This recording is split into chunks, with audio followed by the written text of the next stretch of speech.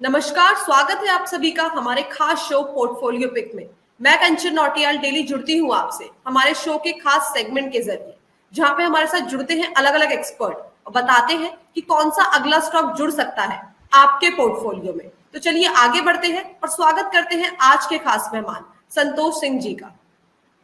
नमस्कार सर, स्वागत है आपका शो में। तो बताइए आज आप हमारे दर्शकों के लिए कौन सा पोर्टफोलियो पिक लेके आए हैं? नमस्कार, thank you for having me on your show.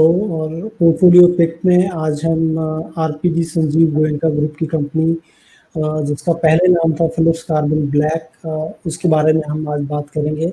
आपके चैनल पे हमने पहले भी कई मरतबा इस कंपनी का सुझाव दिया था, तकरीबन 105 से 10 के रेंज में जब था तब इसको हमने सुझाव दिया था कि पोर्टफोलियो में ये स्टॉक रहना चाहिए।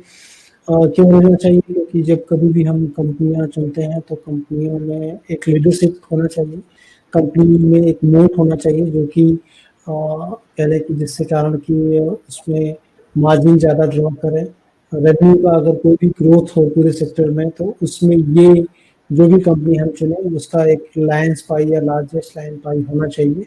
तो उन तमाम चीज़ों को देखते हुए लगता है कि फिलिप्स कार्बन ब्लैक जो कि इंडिया की सबसे बड़ी कार्बन ब्लैक कंपनी है, ये और दुनिया की अगर कह लें तो 7वीं बड़ी कंपनी है कार्बन ब्लैक। और कार्बन ब्लैक का मुख्य रूप से अगर उपयोग देखेंगे तो मेनली टायर्स में है, उसके बाद अन्य बहुत सारी चीज़ों में होता है। कैमरे में अगर आप जो ब्लैक बॉडी देखते हैं वो है, आप कीबोर्ड में ब्लैक बॉडी देखते हैं। आप अगर देख लें कि जितने भी हम पीसी यूज़ करते हैं या फिर लैपटॉप यूज़ करते हैं, जो भी ब्लैक प्लास्टिक्स में बहुत सारी चीज़ें लगती हैं इसकी, तो इसमें ये कार्बन ब्लैक का यूजेस होता है। और कंपनी उसमें लीडर है और लीडरशिप है।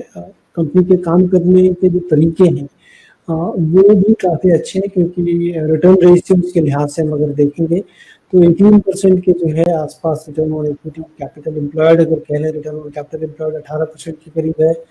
रिटर्न ऑन इन्वेस्टेड कैपिटल भी सुपीरियर है, 16% के करीब है। डेट इक्विटी लाइटर है, 0.3 के पास है डेट इक्विटी रेशियो, और 786 करोड़ रुपए का डेट है कंपनी का।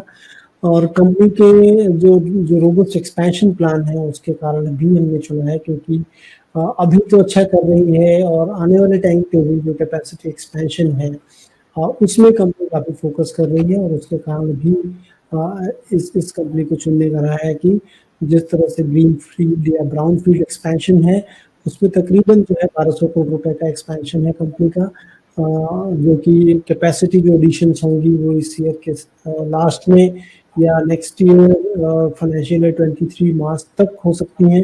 तो ये सारी चीज़ों को मद्देनजर रखते हुए चूँकि कंपनी अच्छा कर रही है और रोबस्ट जो है आने वाले टाइम पे काफ़ी अच्छी ग्रोथ दिख रही है। ऑटो सेक्टर जो कि कोविड के बाद काफ़ी हैम्पर हुए थे, उसमें भी हमने एक अपटिक देख रहे हैं। तो इन सारी चीज़ों के मद्देनज़र टायर कंपनियों में अगर देखें तो इन दिनों लास्ट के 15 से 20 दिनों में अगर आप देखेंगे तो टायर कंपनी के स्टॉक प्राइस में काफ़ी अच्छा उछाल रहा है, जो कि ऑफ लेट पूरे क्षेत्र में अगर कह लें तो सबसे बाद में चलने वाली टायर कंपनियाँ थी। और उसके साथ साथ फिलिप्स कार्बन भी चला है। तो ये मुख्य चीज़ें हैं जिसके कारण कि हमने इस कंपनी को चुना है। और जो इसकी यूजेज है, जैसा मैं बता रहा था कि कार्बन जो बनाती है कंपनी उसमें टायर है, फिर परफॉर्मेंस केमिकल है और स्पेशलिटी केमिकल जो है कंपनी बनाती है। अगर उसमें देख लें टायर तो मेन मटेरियल है टायर का, और इसमें टायर में 65% ऑफ द रेवेन्यू अगर कहने सेगमेंटिंग के वाइज से है, और परफॉर्मेंस केमिकल 27% है, और स्पेशलिटी केमिकल में 8% के रेवेन्यू कंट्रीब्यूशन है। अगर revenue contribution by geography basis पे देख लें कि रेवेन्यू का क्या स्प्लिट रहा है, तो उसमें डोमेस्टिकली कंपनी 70% है इनका रेवेन्यू कंट्रीब्यूशन, जो कि घरेलू इंडस्ट्रीज में कंपनी देती है, और एक्सपोर्ट से कंपनी को 30% का लाभ होता है। और प्रोडक्ट में अगर जैसा मैं बता रहा था कि इसमें अगर परफॉर्मेंस केमिकल की बात की जाए तो वहाँ पर एक्सट्रूडेड प्रोफाइल इंडस्ट्रियल होजेस जहाँ पर लगते हैं उसमें है। कन्वेयर बेल्ट में भी अगर आप देखेंगे तो ब्लैक कार्बन के यूजेस और परफॉर्मेंस केमिकल के यूजेस होते हैं। Injection module, installation, agri films, ये तमाम चीज़ों में इसका यूज है। स्पेशलिटी केमिकल में company engineering, plastics, food contact और केबल्स फाइबर्स में कंपनी यूज करती है, inks, paints, coatings, batteries, conductor. तो ये बहुत सारी चीजें यहाँ पर की इस कंपनी के प्रोडक्ट का यूजेस होता है। उसके बाद अगर हम आप देखें तो जो इसमें टेल विंड जिसे हम कहते हैं कि जो इसके सहायक हो सकते हैं। टेल विंड्स का मतलब होता है कि जैसे अगर आप एरोप्लेन में बैठे हैं और जिस दिशा में आप उड़ रहे हैं उस दिशा में अगर फेवरेबल हवाएं बहती हैं तो वो आपको और गति प्रदान करता है, तो उसी को टेल विंड्स कहते हैं। तो टेल विंड्स में जो सबसे पहली चीज कंपनी बता रही है कि जो टायर मार्केट का ग्रोथ हो सकता है 2022 से लेकर 2025 में वो 7 to 9% कैगार पे होगा, कंपाउंडेड एनुअल ग्रोथ रेट होगी, जो कि इसका एक मुख्य जो है कहने की जो अपॉर्चुनिटी हो सकती है, क्योंकि ये सबसे बड़ी कंपनी है तो इसका पाई जो है ज़्यादा हो सकता है उसमें। इन दिनों जो इनको थ्रेट रहता था वो था कि चाइना से काफ़ी कार्बन ब्लैक एक्सपोर्ट होता था।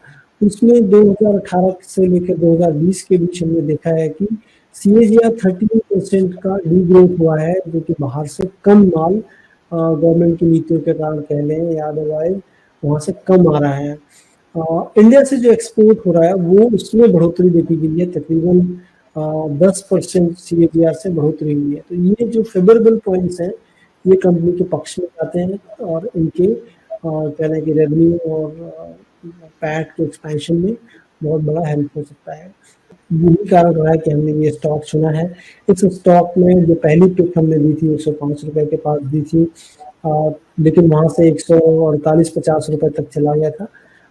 उसके बाद फिर से अभी करेक्ट करके 130 के पास है। मुझे लगता है कि आने वाले टाइम पे जो भी ग्रोथ पैक्ड है इसमें एक अच्छा मुनाफा यहाँ से हो सकता है। तकरीबन मुझे जो ध्यान आता है तकरीबन 40% से लेकर 50% तक के मुनाफे आपको अगर मध्यम अवधि से लेकर लंबी अवधि तक आप रखते हैं, medium to longer term perspective में, तो इसमें आपको मुनाफा होने की काफ़ी अच्छी उम्मीद हो सकती है। सर, जैसे कि आपने बताया कि कंपनी के जो भी एक्सपेंशन प्लान है वो कितने अच्छे हैं और कंपनी कितने अच्छी से काफी लंबे टाइम से कितना अच्छा ग्रो कर रही है और उसकी सेल्स परफॉर्मेंस भी काफी अच्छी है। अगर हम कंपनी की शेयर होल्डिंग पैटर्न की तरफ देखें तो वो कैसा देखने को मिलेगा हमें?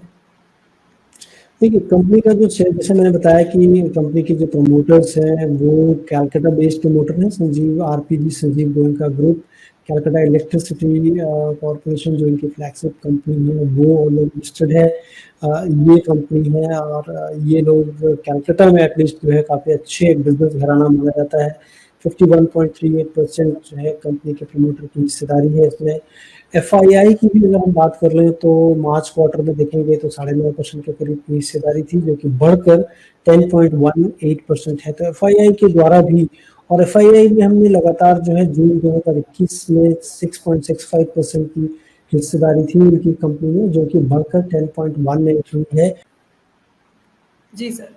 सर, अगर हम कंपनी के सामने देखें पीयर कंपैरिजन में कौन सी कंपनीज है तो कौन सी कंपनीज हमें देखने को मिलेगी sir?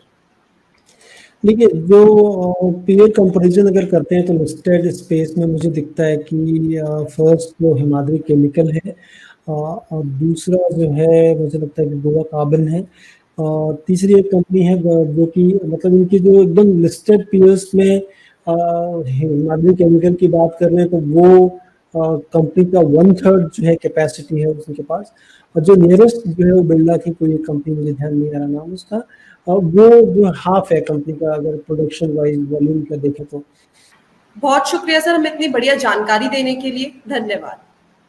Thank you very much Kanchan, thank you. तो ये थे संतोष सिंह जी जो लेके आए थे बहुत ही बढ़िया पोर्टफोलियो पे। ऐसे ही अलग अलग स्टॉक की एनालिसिस के लिए जुड़े रहिए हमारे शो पोर्टफोलियो पिक के साथ। धन्यवाद।